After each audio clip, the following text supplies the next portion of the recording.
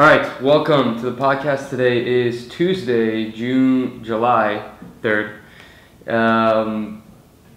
Start of Q3. I believe at the last podcast, if you've been following along, I said I would talk about Q2 results, financial results, and talk through them a little bit on this podcast episode. So that's what we're going to do. We haven't completely closed the books for the quarter. Typically it takes a week or two to close out the previous month's financials, but I have most of them done. So these aren't completely finalized, but it will give you guys a good look into how we did. So just to start, our Q2 revenue target was $900,000 for the quarter. Our gross margin target was 50%, and our net margin target for the year has been set at 15%. So gross margin of 50%, net margin of 15%. And gross margin, just in case you're not sure what that means, when you have revenue, you subtract out any of your cost of goods sold. So anything that is directly involved with providing the service or product that you are selling, you remove that, and so revenue minus those expenses equals gross margin. And then after you have your gross margin, then you subtract out any other overhead or other expenses that are not directly related to producing the product or service. So for example, marketing, sales, rent, those sort of things, you back those out, and then you're left with a net margin or profit for the business. Then you take that and then pay taxes on it. So anyways, our target for revenue was 900,000. Like I said, it's looking like 940,000 in revenue. So we surpassed our target.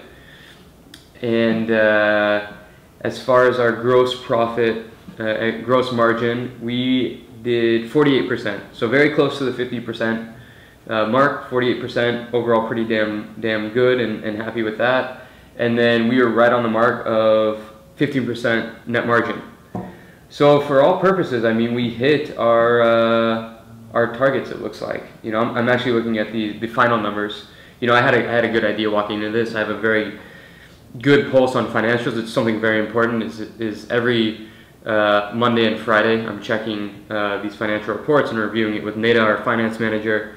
So I always know what's kind of going on, but I haven't seen the latest updates till right now. So it's looking like pretty on track. So 940,000 in revenue, 450,000 in gross profit.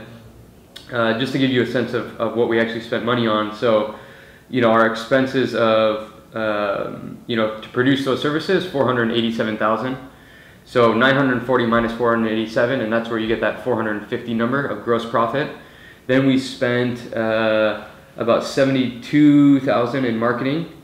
And actually, I'm going to actually loop these together. In marketing and sales expenses, we spent about 95,000 for the quarter. And then operational overhead and expenses, we spent 183,000.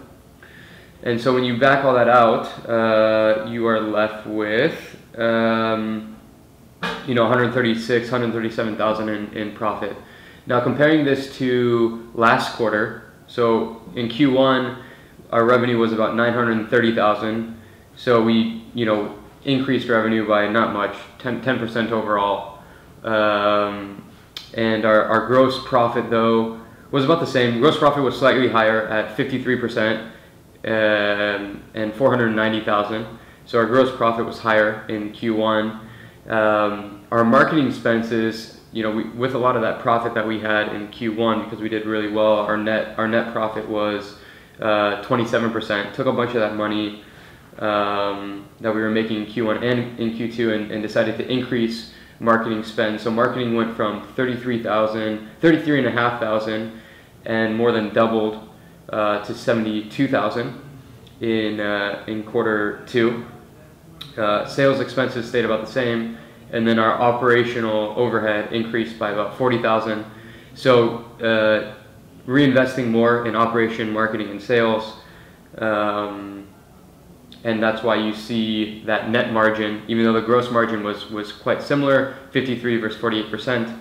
Our net margin went from 27% in Q1 to 15% in Q2. And just to show you the number difference, it went from 250,000 to 136,000. So for the year, we're at 385-ish, 385 in net profit. Overall, pretty good with that. I thought we would be closer to 300 right now, so we're a little bit ahead of schedule. We had a strong Q1, and then also Q2 has been good. So good start to the year overall. Happy with the financials. We're slated to increase marketing spend in Q3 by another, I'm looking at our projections, probably another 50,000 on top. So right now we have about 125,000 in projected marketing spend. Oh, and then we have sales spend. So actually between marketing and sales, in Q2 we did 95,000 in spend. Our marketing and sales expenses are projected to go up to 170,000. So quite a jump there. 75,000 of jump in additional spend.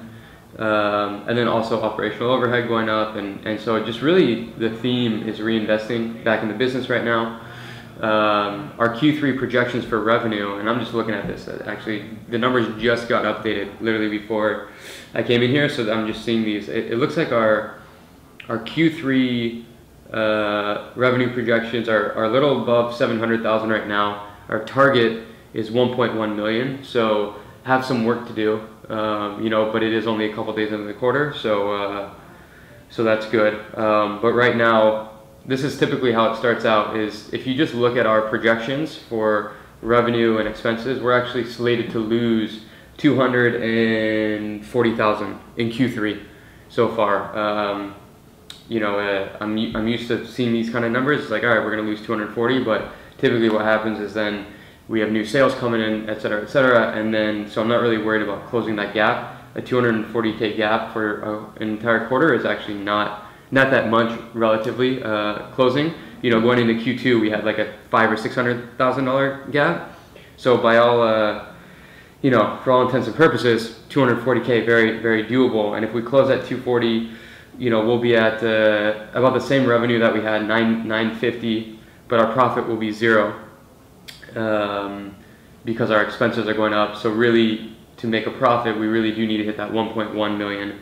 So have in revenue, what is that? 350,000 that really need to make. 250 to break even, 350 to hit our goal and turn a profit. So. So yeah, that's a quick little recap of the Q2 financials. Overall, pretty good. We'll be posting, as always, if you've been following along, we post the financials every single month on the Jacked website, on our blog. So if you're curious about some of these more details or following along each month, you can actually go on there and literally look January, February, March, April, May, June will be up soon. We typically post them a few weeks after. And you can follow along and see everything.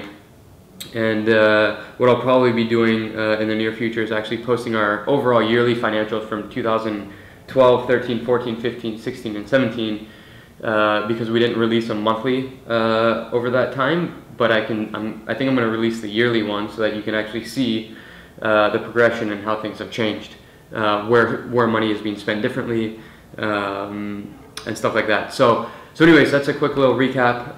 Final numbers for the quarter will probably close out in a week or two and updated on the blog. You'll have June financials done. But yeah, that's what it's looking like. And that's really what I wanted to cover in this podcast episode. What is it? July 3rd. Tomorrow's July 4th, which I guess is a holiday. It's also point the camera at this guy. So if you're joining by audio, you won't see this beautiful man's face.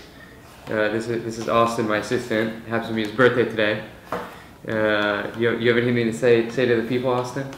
Just keep working. Holidays that exist. Birthdays are optional. You heard it from the man. So yeah, it's his birthday, and what else? I think that's it. How much time? What are we at? 10 minutes? We're at 10 minutes, so I'll keep it short. Nothing else going on here. And we'll be back with another episode tomorrow or the next day. All right, guys. Have a good one.